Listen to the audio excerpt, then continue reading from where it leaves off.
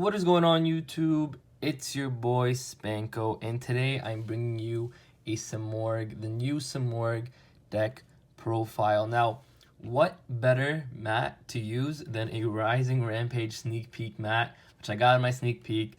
Thank you to Untouchables. I mean, I guess they just rolled dice and you kind of just got lucky. But I got my sneak peek Rising Rampage playmat, and so I thought it would be fitting to use it for this Simorgh deck profile, which is going to be coming out in Rising Rampage. Now, I do have a combo to show you guys at the end of the video, so stay tuned, or you can, I guess, just skip to the end of the video if you just don't want to watch the deck profile. But I'm going to have a small combo for you guys, show you guys how you guys can play this deck, and then, yeah, we'll get right into it. It's a 40-card main deck. I'll show you guys an extra deck as well, and I'll show you guys some budget alternatives that you can also play in this deck. So, without further ado, let's get right into it. But first, if you guys enjoy these deck profiles, please like and subscribe to the channel. And with that, guys, let's get into it. So, 3 Simorgh, Lord of the Storm. This is essentially your new boss monster. I don't, like, the problem with this deck is these boss monsters aren't super amazing, but you can actually pull off some pretty cool, like, locks and, like, negate boards with these cards, which is why I personally like them. And I think it's a very fun deck, very budget deck. You literally can pick up this entire deck, at least the core, for, like, $5. There's literally all commons and these couple super rares. So it's really easy to get, really cheap to get. Secondary, we're playing double Simorgh of Darkness. I don't want to play triple of this. I don't necessarily want to draw into it too much, even though it is a winged beast. And it is a free special summon, which is why you still want to play it, but you just don't want to play too much of it, because opening double of these kind of really sucks. So that's why you do not want to open multiple of these. And then for your baby Simorghs, you're playing Simorgh, Bird of the Bringing.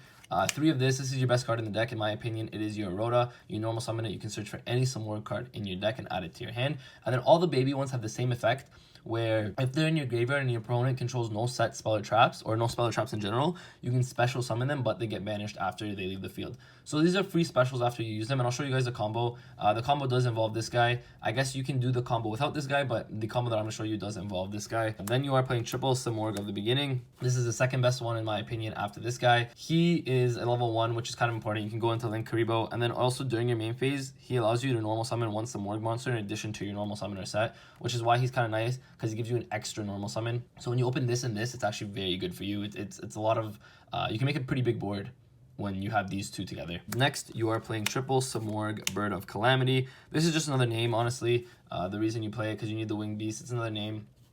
It can be kind of important. When you normal summon, you can send one to the graveyard, and that's actually really good. Essentially, if you normal summon Simorgh, Bird of Calamity, what it's really good for is that it'll send your Simorgh, the Darkness Simorgh, so Simorgh of Darkness, to your graveyard, and his effect can trigger from your hand or your graveyard, which is kind of nice if you can't get it to your hand. And then lastly, we are playing 1 Simorgh, Bird of Protection. It's honestly the worst one. It's when it's normal summon, you can target 1 card your opponent's spell and trap card zone, return it to your hand, which is not really great. His stats aren't amazing, but the reason you play all of these is because you need the winged beast, and again, they all get special summoned from the graveyard when your opponent controls no set spell or trap cards. So that's it for the Simorgh lineup. I didn't want to max it out on these because this one's not really that good. The other ones are good, which is why you want to max out on these other babies. Next, for an extender, you are playing triple Danger Thunderbird. Now, excuse me, guys, I do have 2 proxies here. I want to ask you guys something, actually. I'm going to start doing this for a couple of my deck profiles. If I don't have 3 of a card or whatever, instead of leaving like a blank card, I'm going to start doing these kind of like proxies onto the cards. Let me know what you guys think of that. I think it's just a little bit more pleasing to the eye and easier to look at when you guys are watching the video. So I'm going to start doing that. But 3 Danger Thunderbird. And the reason I play Danger Thunderbird is because it's actually a winged beast. And I forgot to mention, but all the babies have the effect where if they're special summoned, you can't actually summon anything other than winged beast for the rest of the turn. So Thunderbird gives you that little extender. Also, it's a level 8, which I'll show you guys why that's important, but you can technically make like hard rank 8 plays in this, or you can hard make rank 8 plays in this with Thunderbird, which is kind of cool. Also, if you open like your double Simorgh, at least it gets it to the graveyard. Free special gets you a free draw if you guys get it on the field. So that's really good, and that's what I really like about this card. That's it for the extender. Like, the only extender you do play is the Danger Thunderbird. I thought it was a cool tech when in testing. I was like, yo, this is kind of fun to play. So I decided to play this. You can play that Monarch, that Thunder Monarch, that special summons itself. But again, there's going to be situations where you have to use these guys' effects in the graveyard first, and then it becomes like a dead card, right? So I didn't want to run any dead cards or any cards that could potentially be dead in this deck, which is why I decided to run the Thunderbirds as extenders. So moving on to spells, you are playing triple Elborz, the Sacred Lands of Simorgh. Now this is your field spell. It's actually very good. So as soon as you activate it, what you can do is you can reveal a level 5 or higher winged beast monster in your hand, and then normal summon that winged beast monster from one less tribute. So essentially, basically, you're gonna be showing off your Simorgh Lord of the Storm every single time. So instead of a 2 tribute, he becomes a 1 tribute monster, and you can get him to the board, like you can get him on the field ASAP without any hesitation. And with that, you also are playing the 1 terraforming just so you can get to it faster. I don't want to search this card really with my Simorgh monsters, so I would rather search it with terraforming and then search these cards with my Simorgh monster, which is the Simorgh Onslaught. Onslaught is actually your best card in the deck, in my opinion. This card is the best card in the deck. So you discard a Winged Beast monster and add 2 Simorgh monsters with different attributes from your deck to your hand. So essentially, every single time, you're going to want to be adding the Simorgh of the Lord of the Storm and the Darkness. You only add 1 and 1. So you want to add these every single time. And I'll show you how the combo is, but you'll get both of these on the board every single turn, essentially, if this goes off. It kind of sucks because this deck does kind of lose to Ash, where if they Ash your Onslaught, you lose a lot of advantage. But this card is just, it's too amazing not to play. And then for the last Simorgh card, you are playing 1 Simorgh Repulsion. You just got a Winged Beast monster, return all cards in your opponent's spell trial card zone to the hand. It's not horrible. The issue is you have to discard 1, play this, and then you return them all. And the thing is, it's good when you have your babies in the graveyard, but after turn 1, like, it doesn't happen too much. That's why, like, it's good if you're going second. It's one of those cards, but otherwise you don't want to max out on this. The next card I'm playing is Triple Pot of Extravagance. If you guys have been watching my channel, you know I only own 2, so I decided to proxy the 3rd. Triple Pot of Extravagance, I know this is expensive, and I know a lot of people who are playing Simorgh maybe don't want to spend their money on extravagances. So a budget option to extravagance is actually trade-in. If you guys didn't notice, like, I played the Thunderbird, which is a level 8, the Simorgh is a level 8, and the Darkness is a level 8. So technically you have 8 targets in the deck for triple trade-in. So if you guys can't afford extravagance and you don't want to put the money down on extravagance, I would definitely pick up the trade-in and play the trade-ins in this. It's a budget alternative. It's just as good as extravagance. You get to discard. Sometimes, honestly, discarding your Darkness is not horrible because it's going to be in your graveyard and you can summon it from the graveyard regardless. So that's why trade-in is actually pretty good in this deck. And then for spell cards, you are playing Triple Called by the Grave. Your deck, again, like I said, loses to Ash. It doesn't lose to all hand traps. It just loses to Ash specifically because your Onslaught is the most important card. So you always want this to resolve, and you never want a hand trap to go through. So that's why you have to play the Triple Called by the Grave. I am playing Double Monarch Stormforth. This is actually interesting. This is the last spell card I played. Double Monarch Stormforth. I thought it was cool because being able to go second in this deck is pretty important. Going second is kind of hard for this deck otherwise. So that's why I wanted to play the double Stormforth, because you can actually reveal, if you can use this, and you don't even have to reveal this a lot of the time, is you can tribute one of your monsters, one of your opponent's monsters, or you reveal this, and then you tribute one of your opponent's monsters, summon your Simorgh. So it's it's a 1-for-1 kind of thing. It gets rid of your opponent's monster. It's really good in that sense. That's why I really like playing the Stormforth. If you guys wanted to cut it, I feel like a lot of people don't play this, but I think it's a really good tech, and I think it's one of those cards that it makes the deck just that much better and that much more consistent. So for the trap cards, you are playing Triple Infinite Impermanence. I know this card is expensive. I'm sorry. Again, if a budget alternative, you can literally just play Veilers. It does not do any, like, Veiler is not any worse, any better in this. It's just because you want to go first. This card is kind of nice because you can set it. Otherwise, literally just play Veilers. Does not make a difference. Veilers just works just as well as this. And then you are playing Triple Icarus Attack. Now, I know a lot of people, again, I actually don't have this card, could not find this card for the life of me, so I have to proxy them, my bad, guys. So a lot of people have been playing Harpy Stormduster, and it's pretty good. Like, it does negate effects. I'm not sure if it was monster effects that negated or just face-up cards, but the reason I think Icarus Attack is better is because it's a pop 2, which is obviously amazing because it clears your opponent's boards. Decks like Orcust, where if they have 2 monsters and you Icarus Attack their 2 monsters and they can't go into their Nightmare plays, it makes it really difficult for them to play. Same thing with like Thunder Dragon. If you pop like an LP plus something else, let's say they can't go into the Guard Dragon plays. So essentially this card is insanely good against a lot of matchups. It's one of those cards where it's not hard to pull off. You literally, like, worst case scenario, you can set this and normal summon a Winged Beast monster and pass. And then this stops your opponent from playing. So that's why I decided to play Icarus Attack instead. I think it's a very, very good card. For your extra deck, you are playing Triple Salamangreat Almirage. Again, sorry guys, haven't picked up my set yet, so I'm playing the proxies. But Triple Almirage, very good in this deck. The combo does go into Almirage, which I'll show you guys the combo after this, the extra deck.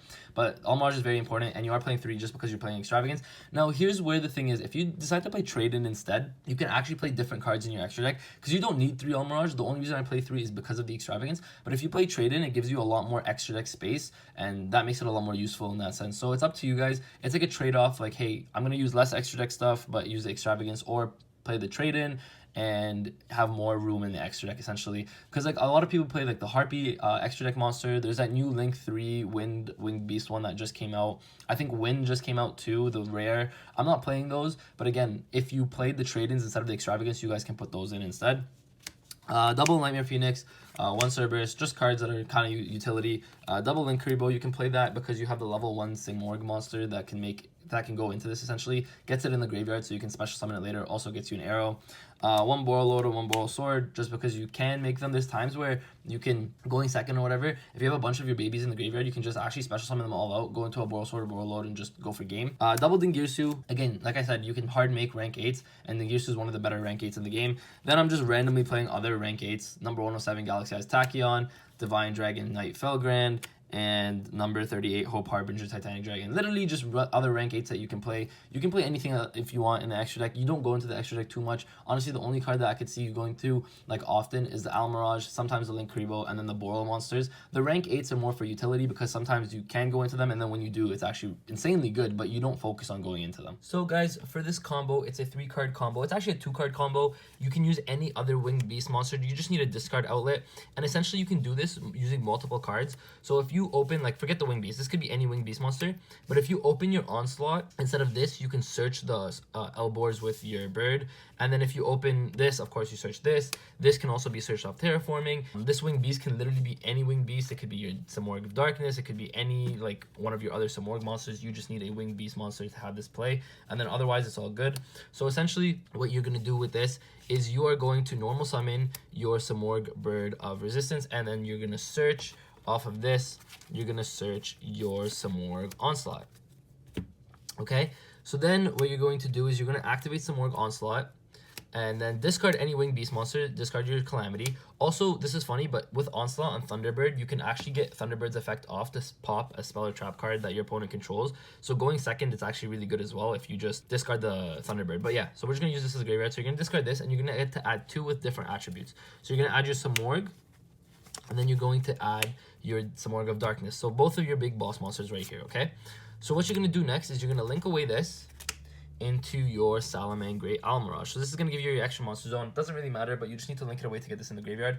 Now, we're going to pretend that you don't have this in the graveyard. But if you do have like the second baby like this, like a small Simorgh, it actually becomes even better.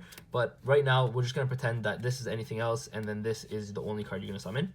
So essentially what happens then is you can activate this baby's effect, special summon it back to the field when it's in the graveyard. You're going to activate your Elboars, and then on activation, you're going to reveal your Simorgh Lord of the Storm to your opponent, and then you're going to normal summon your Simorgh because now it's 1 level less. So what you're going to do is you're going to normal summon, tribute this. This is going to go to this is going to get banished actually because it was summoned from the graveyard. So I'll put the banish zone here. It's going to get banished. So that's going to be summoned, and then you're going to activate your Storm of Darkness to special summon itself because a Winged Beast monster was tributed. So now your board is this, right? And so this is with like 2.5 cards. Now, it doesn't seem very scary, but let's say you do send your Simorgh, your baby Simorgh, right? You can essentially special summon this back to your side of the field. And then what will happen, this could be any one of them. This could be this one, this could be your level 1, this could be your level 4, does not matter what it is, but you can summon this back. Now, what happens now is this will can negate a spell or trap card by tributing a winged beast monster. This can negate a spell or trap card by tributing a winged beast monster. And then so this is your offer, like this is your tribute monster. And then this will protect one of your monsters. You can tribute itself to protect one of your monsters from being targeted and destroyed from this turn. So this will be your field, and essentially you're going to get 2 negates. Essentially you have 2 negates. One, you can use your Darkness to negate by tributing this baby. Then you can use your Lord to tribute your Simorgh to negate another card, and then this will now protect your Simorgh. And basically at that point your opponent is playing through 2 negates, and then essentially if you open like an Imperm, something like that, it's another negate, and then next turn you can continue to go off. This will keep recurring itself from the graveyard, so that's why this card is really, really good, and this is kind of the board that you can make. So if you enjoyed this video, please like and subscribe to the channel. Let me know in the comment section below if there's other ways to play this deck. The deck obviously just came out. There's probably a ton of different ways to play it. You can tech that Dark Simorgh card, the older one, in. I personally didn't like it through testing, but you could potentially play it. Other ways like to play this deck obviously could be competitive. This is just the most competitive that I saw through testing. If you guys let me know in the comment section below, of course. And with that, guys, Spanko signing off. My hands steady, I feel ready, but my legs heavy, I don't get it. How come I haven't hit it already? Still working, I'm still learning, I'm still searching, finally earning something, finally turning something called a profit. If I hear you talking shit, don't get caught in it. I'll be popping off and hit your ass, dropping all your shit. Yeah, I promise this, I got promises, you ain't stopping this, cross my shit.